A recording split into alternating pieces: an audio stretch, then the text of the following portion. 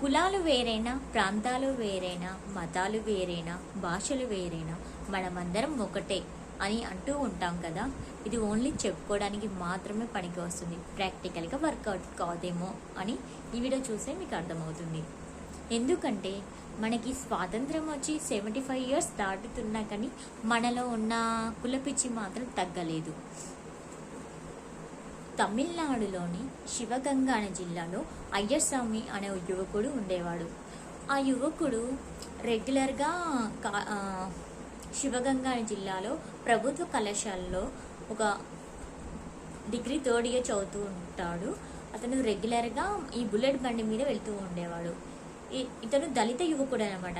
దళిత యువకుడు బుల్లెట్ కొనుక్కొని నడపడం, ఇలా రెగ్యులర్గా కాలేజీకి రావడం, మా ముందు బుల్లెట్ నడుపుతున్నాడు, మా ముందు కూర్చుంటాడా అనే అహంకారంతో ఈ ఎక్కువ కులం వారు ఉంటారు కదా, ఆ ఎక్కువ కులం వారు 3 యువకులు ఆ దళిత యువకుడిని చేతులు నరికేశారు.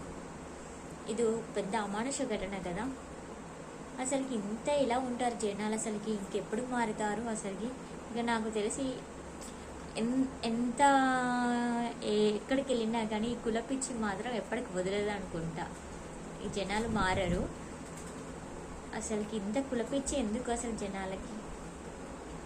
అది ఒకటే కాదు, మళ్ళీ ఆ అబ్బాయి పేరు అయ్యస్వామి.